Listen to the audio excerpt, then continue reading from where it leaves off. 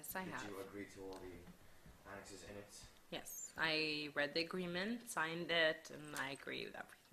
Great. Okay. Do you need any explanation why we're doing this video, or do you need any explanation about Sulia?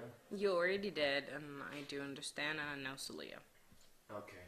Well, I see that the relationship between what's called the Eastern world and the Western world is a very negative one that has a lot of judgment and has a lot of misunderstanding. I see that their relationship, these two worlds, if you want to say, or two parts of the world, as a negative one, because you can see all the wars that's going on between them and all this misconfusion that happens all the time between the West and the East, or the judgment, the stereotypical ideas that they give for each other, and you can see them backfire all the time on people.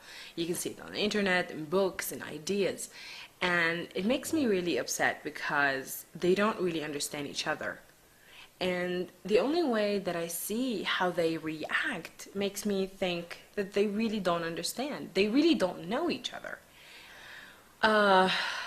Well, I feel very upset about that. And a little angry too. Disappointed even.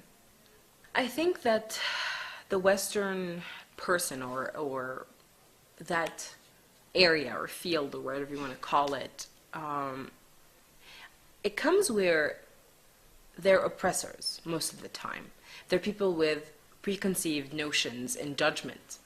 And they come in that role with very high, or what's so-called high morals, and kind of in that chair that I'm better, that I'm good and you're not.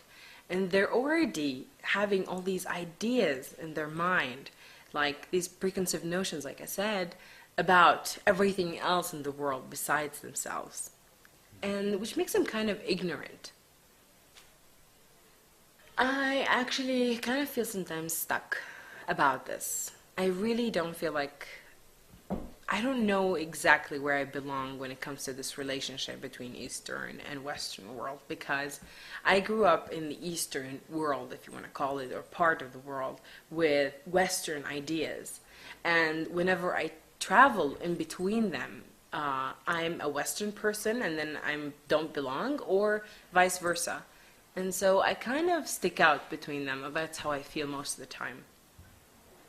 To change people's views, whether it was from the West towards the East or vice versa, through dialogue, through when you come in a room and you don't have preconceived notions, that you don't have those stereotypical things in your images in your mind about that other person, if you hold in yourself the understanding and the content that you have towards others, if you accept them for who they are and you think that you're not better than that person, I think then you do reach a point where you understand them, you know them, and that means that you don't fear them or you don't hate them.